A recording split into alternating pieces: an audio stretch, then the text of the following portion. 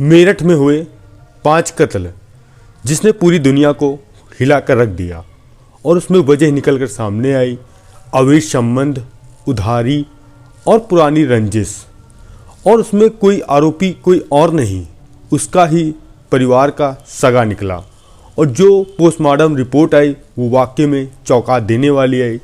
उस पोस्टमार्टम की रिपोर्ट में साफ साफ लिखा था कि 5 परिवार के सदस्यों को पहले खाने में बेहोशी की दवा दी गई और जब 5 सदस्य बेहोश होने लगे तब उस कातिल ने पहले लोहे की राड से पति पत्नी पर 10 से 12 बार वार किए और जो उनकी 9 साल की बेटी थी उस पर 2 वार किए और एक 4 साल की बेटी पर उसने 1 वार किया और जो 1 साल की मासूम बच्ची थी उसका उसने गला दबाया।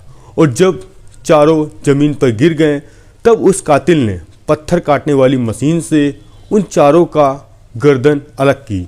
आखिर उस कातिल ने ऐसा क्यों किया और पुलिस ने उस आरोपी को कैसे शक के घेरे में लिया, आप जब इस कहानी को सुनेंगे तो आप भी हैरान और परेशान हो जाएंगे कि आखिर कोई अपना ही अपनों का कत्ल कैसे कर सकता है।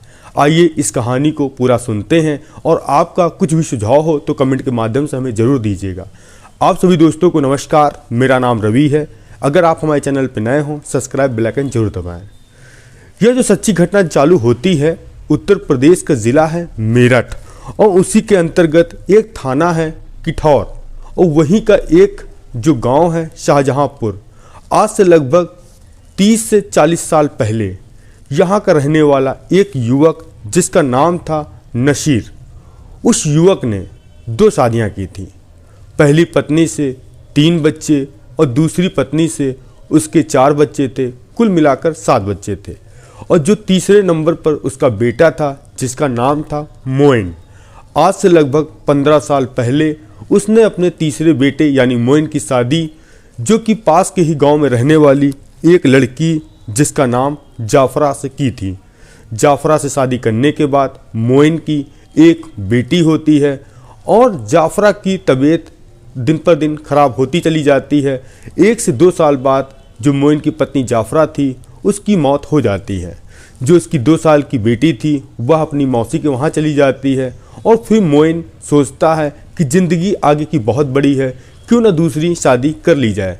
तभी उसके पिता नासिर अपने बेटे की दूसरी शादी के लिए बहू तलाशते हैं तो उसकी बहू भी मिल जाती है जो दूसरी पत्नी थी। आज से लगभग 11 साल पहले नारा फिर उसके साथ अपने बेटे की शादी करा देते हैं और वह जो नारा उनकी बहू आई थी वह भी उसके साथ ज़्यादा दिन तक रह नहीं पाती है क्योंकि मोइन और नारा में आए न आए दिन किसी न किसी बात को लेकर लड़ाई झगड़ा होता था, जिसके कारण से आज से लगभग 10 साल पहले उसने अपनी दूसरी पत्नी नारा को भी तलाक दे दिया।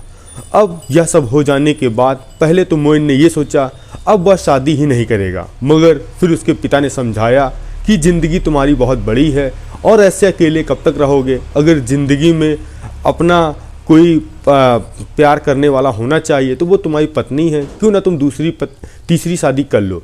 तभी जो नासिर थे अपने जो बेटे की शादी के लिए तीसरी बहू ढूंढते हैं तो वह मिलती है आशमा। आशमा ने भी ये दूसरी शादी मोइन से की। जो उसका पहला पति था वह भी उसको मारता पीटता था, जिसके कारण से वह अपने पति को छोड़कर आई थी मोइन से तीसरी शादी मतलब करने के लिए। अब सब कुछ ठीक ठाक होता है और सही साथ चल रहा था और धीरे धीरे एक बच्ची उनके वहाँ जन्म लेती है जिसका नाम था अफशा। अब अफशा जन्म लेती है, मोइन आसमा सब कुछ खुशहाल रह रहे थे। उसके बाद 9 साल पहले जो कि मोइन अपनी 1 साल की बच्ची के साथ और अपनी पत्नी आशमा के साथ चले जाते हैं शहर कमाने के लिए रुड़की में रहकर वह वहीं राजमिस्त्री का काम कर रहे थे। सब कुछ ठीक ठाक चल रहा था और धीरे धीरे साल बीत रहा था और उसके बाद उनकी बेटी एक जन्म और लेती है जिसका नाम था अजीज़ा। और इसी बीच जो मोइन का भाई था जिसका नाम था अमजद, वह अपने भाई से कहता है कि भैया मुझे शहर में आप अपने साथ कोई काम बताइए जैसा कि मैं भी पैसे कमा सकूं और मेरी भी शादी हो जाए। तभी मोइन अपने भाई को कहता है ठीक है तुम यहाँ चले आओ रुड़की, मैं तुमको एक 4 व्हीलर गाड़ी पिकअप गाड़ी दिला दूंगा और जिसके बाद तुम वहाँ चलाना और जिससे तुम अच्छा पैसा कमाओगे। अब मोइन जो कि अपना राजमिस्त्री का काम करता था, और जो उसका भाई पहुंचा था, छोटा भाई जिसका नाम अमजद, वह दोनों मिलकर वहां काम धंधा करते, सब कुछ ठीक ठाक चल रहा था। और इसी बीच कुछ साल पहले ही जो अमजद की शादी कराई जाती है नजराना से। अब नजराना शादी होने के बाद यह यहीं पर रह रही थी और जो अमजद था वह वहीं था। तभी कुछ साल पहले यानी 2 से 3 साल पहले जो कि अमजद था, किसी दोस्त का लड़ाई झगड़ा हो जाता है, जिसके कारण यह भी वहाँ पहुँचता है। पता चलता है एक युवक का वहाँ कत्ल हो जाता है। कत्ल के इल्ज़ाम में अमजद को भी जेल भेज दिया जाता है। भेजने के बाद अब वहाँ पर जब मोइन रहता था, जिस युवक का कत्ल हुआ था, उसके घर वाले मोइन को परेशान करते थे और धमकी देते थे कि तुम्हें भी हम मार देंगे। जिसके परेशान होने के कारण मोइन अपनी पत्नी आशमा, 3 बच्चों को लेकर पहुंच आता है जो कि लुचाड़ी थाना सोहेल गार्डन के पास, और उसने अपना घर 6 लाख रुपए का बेचा, और जो पिकअप डाला था 4 लाख रुपए का उसका बेचा, और 1 लाख रुपए उसके पास कैश था। कुल मिलाकर 11 लाख रुपए लेकर वह गांव आता है और गांव में रहने लगता है। और जो अमजद की पत्नी थी जिसका नाम था नजराना, वह अपने जेठ से कहती है कि मुझे 4 से 4.5 लाख रुपए की ज़रूरत है, क्योंकि मुझे अपने पति को छुटाना है जो कि वह कत्ल के इल्ज़ाम में बंद है। अब मोइन कहता है कि ठीक है, मैं तुम्हें पैसे दे दूंगा, और मुझे आप पैसे वापस कब करेंगी? तभी नजराना कहती है कि मेरा मेरठ में एक प्लाट है, वह आप ले लीजिए, और जब पैसे मैं आपको दे दूंगी तब आप दे देना। अब यह सब होने के बाद ही जो मोइन था वहाँ पर किराए के कमरे में रहने लगता है, और उसने कुछ साल पहले ही जो कि सोहेल गार्डन कॉलोनी है वहाँ पर एक उसने प्लाट खरीदा था। तभी वह उसके जहन में आता है कि किराए में कब तक हम लोग रहेंगे, क्यों ना एक यहीं पर जो हमारा ज़मीन है वहीं पर घर बनवा लिया जाए, क्योंकि उसके पास पैसे 7 से 8 लाख रुपए थे जो कि उसको मिले थे जिसने अपना घर बेचा था। तभी वह अपने घर का काम चालू करवाता है, बनवाने का पूरी तैयारी करता है, और 5 जनवरी के आसपास उस घर में स्लेब पड़ती है। स्लेब पड़ने के बाद वह मोहल्ले में लड्डू बांटता है। लड्डू बांटने के साथ साथ वह बहुत ही खुश परिवार से रह रहा था, और वहीं पर एक जो सोहेल गार्डन था वहीं पर रहने वाला एक उसका भाई जो कि तस्लीम, जो कि उसके घर से 2 से 3 किलोमीटर दूर रहता था, और कभी कदा तस्लीम भी अपने भाई से मिलने के लिए उसके घर आता था और उसका हालचाल लेता था। और तभी एक तारीख आती है 9 जनवरी 2024। वह तस्लीम अपने जो भाई था जिसका नाम था मोइन, उसको फ़ोन करता है, और फ़ोन उसका भाई उठाता नहीं है। और तभी 9 तारीख की 11 बजे सुबह वह अपनी पत्नी को लेकर निकलता है दवाई लेने के लिए, और वह मोइन के घर से ही गुजर ही रहा था। तभी उसने सोचा क्यों ना भाई मेरा फ़ोन नहीं उठा रहा है, क्यों उसके घर चलकर देखते हैं क्या बात है। और उसका ने एक घर भी बनवाया है, और वो भी देख लेंगे किस ढंग से वह घर बनवा रहा है। अब जैसे ही तस्लीम पहुंचता है, मोइन अपने छोटे भाई के घर के सामने देखता है ताला बंद है। वह आसपास के लोगों से पूछता है कि मेरा भाई कहाँ गया है, और उसका कल रात से फ़ोन भी नहीं मिल रहा है, और आपको कोई जानकारी हो तो बताइए। तभी घर वाले कहते हैं कि मुझे इस बारे में कोई जानकारी नहीं है। अब वह वहाँ पर खड़ा होता है और घर के पीछे हिस्से में देखता है कि वहाँ पर एक गुम्मा टाइप का खुला है जो कि दीवार का। वह जैसे ही तस्लीम झांकता है, देखता है कि उसका छोटा भाई और उसकी जो पत्नी है वह ज़मीन पर पड़े हैं।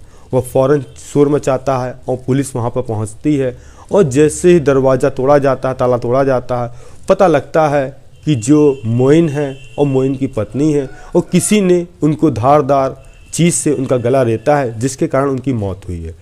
अब पुलिस वाले थोड़ा आगे बढ़ते हैं और अब देखते हैं कि 3 बच्चे आखिर कहाँ हैं, तो वहाँ कहीं 3 बच्चे नहीं दिखते हैं। तभी पुलिस वाले के कुछ जवान और होते हैं, बेड के पास जाते हैं, देखते हैं वहाँ खून पड़ा है। जैसे ही बेड का ढक्कन खुला जाता है, देखते हैं 2 बच्चे जो कि उसी बेड में हैं, और तीसरी बच्ची जिसकी उम्र लगभग 1 साल है, वह एक गत्ते में पैक है। अब जैसे ही यह सब मंजर पुलिस वाले देखते हैं, मानो उनके पैरों तले ज़मीन खसक जाती है, और उन सभी लाशों को पोस्टमार्टम के लिए भिजवाते हैं। अब पुलिस इधर तस्लीम से पूछताछ करती है, तो कहता है तस्लीम कि साहब सब कुछ ठीक ठाक चल रहा था, पता नहीं मेरे भाई के पूरे परिवार को किसने ख़त्म किया, मैं भी हैरान और परेशान हूँ। अब जैसे ही यह बात आशमा यानी मोइन की पत्नी के साले को मतलब भाई को पता चलती, वह भी आता है। वह सीधे सीधे आरोप लगाता है कि तस्लीम ने ही मेरे बहन और उसके पति इनके बच्चों को मरवाया है।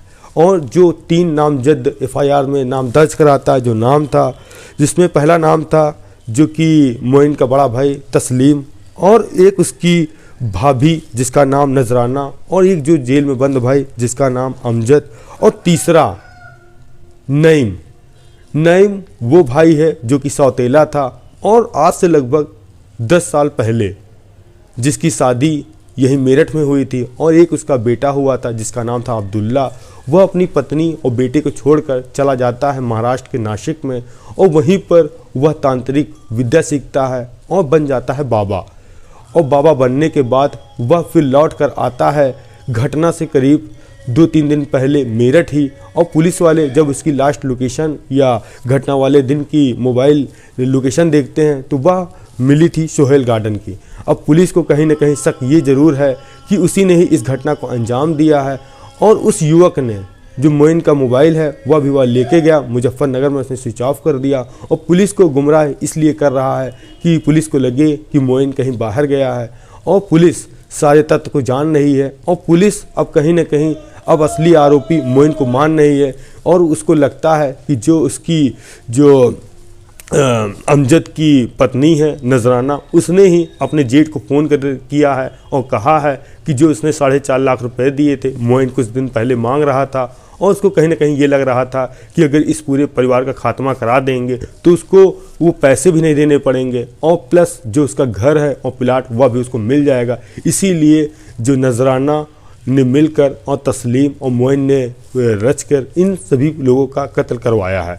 अब पुलिस और भी एंगल जांच कर रही है कि आखिर इस केस में और कौन कौन जुड़ सकता है, और पुलिस ने मोइन को पकड़ने के लिए 8 टीमें बनाई हैं। 8 टीमों में 50 पुलिस वाले हैं, और पुलिस ने अभी तक तस्लीम और अमजद की पत्नी नजराना को गिरफ्तार कर लिया है, और अवैध संबंध का मामला भी निकल कर सामने आ रहा है। ऐसा तो नहीं जो नईम था वह तांत्रिक विद्या का काम करता था, ऐसा तो नहीं एक बच्ची से उसके अवैध संबंध हो जिसके बारे में पता चल गया इसलिए भी उसने कत्ल किया हो।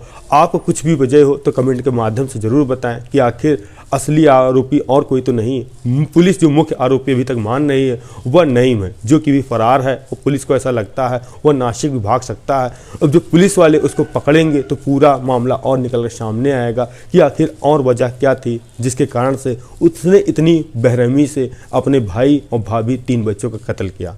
हम मिलते हैं नई कहानी नई शुरुआत के साथ। जय हिंद, जय भारत।